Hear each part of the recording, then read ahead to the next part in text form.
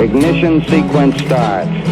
6, 5, 4, 3, 2, 1, 0.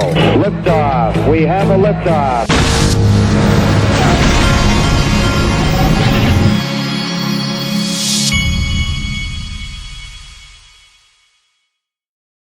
Hey everybody, this is the Digital Asset Investor, and I wanted to show you this. I'm not going to play it. I don't think there's any sound with it, but this is one of the coolest companies on Link2's platform. Link2, who is one of my sponsors, by the way.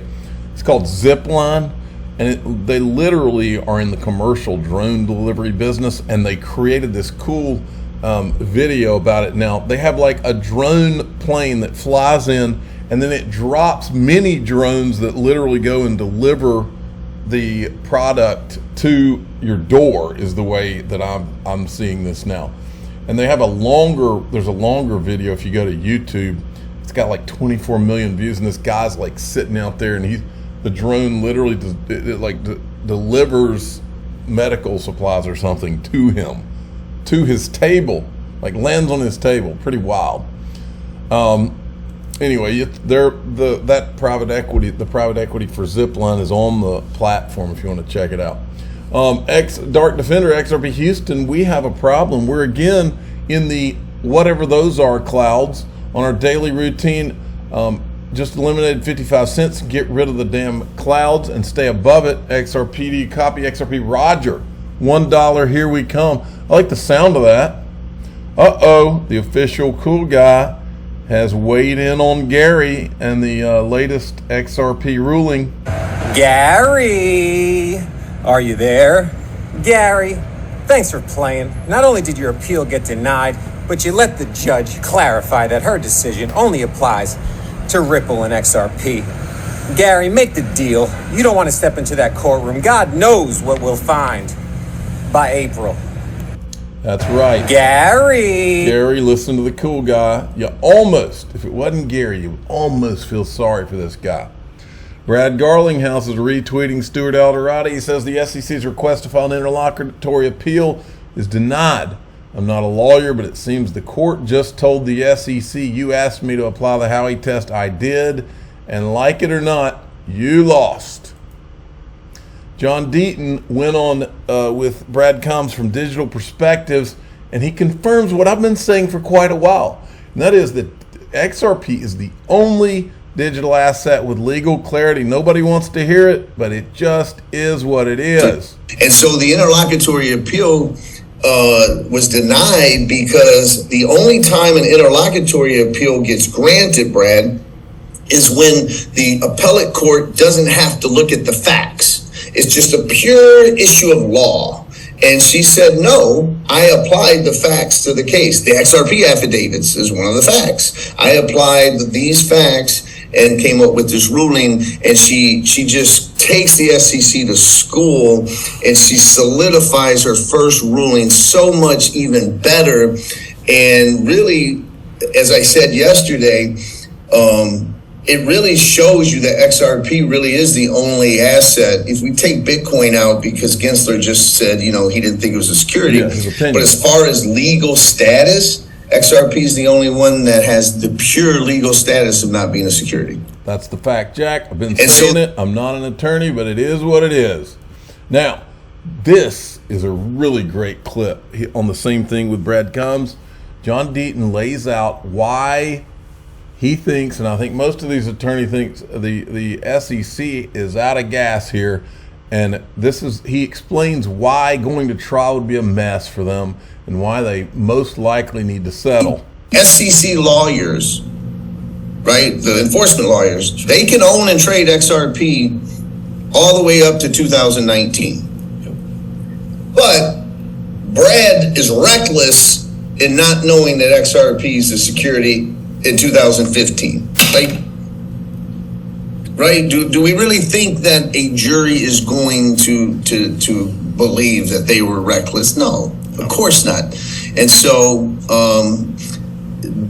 all the leverage is gone for the right. The leverage the SEC has right now, Brad, is this: they do have a summary judgment ruling for a significant amount of money on paper, 700 million in institutional sales.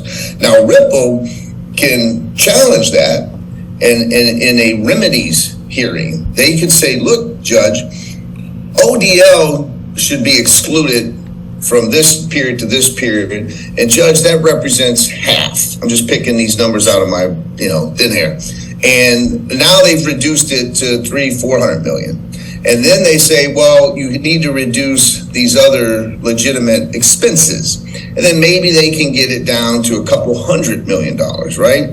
The SEC's leverage is, as of right now, it's 700 million. Ripple's leverage is, let's go to trial. You're going to waste more money. And then we're going to appeal certain things if you appeal it and tie them up more. Or we're willing to come to the table and write a check if you say you're not appealing it, XRP is not a security, we can sell to institutions moving forward without you worrying about us and without you prosecuting us in the future, and we're going to IPO.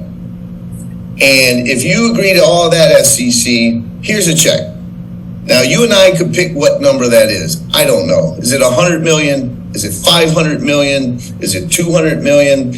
But I can tell you this, if it's a couple $100 million, Gary Gensler would be able to get on TV and say, I held Ripple responsible, and I helped secure one of the highest settlements in SEC history at hundreds of million, whatever it is.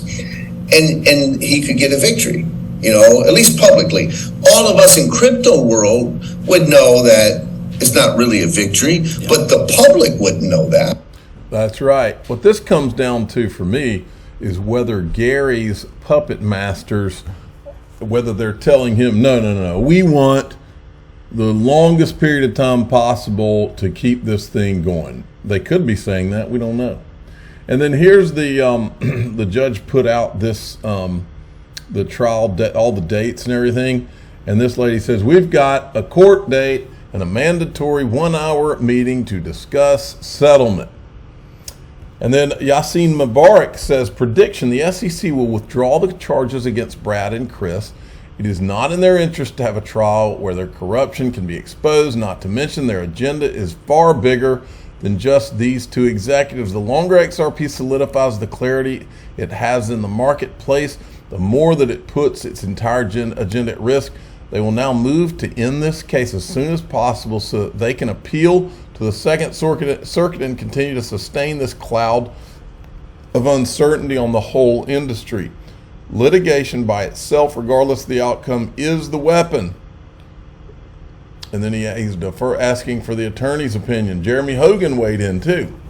The SEC's motion for interlocutory appeal denied, which means the case either goes into trial in April or goes away. And this order allowed the judge to explain parts of her ruling even better, making the appeal that much harder for the SEC to win. Disaster for the agency.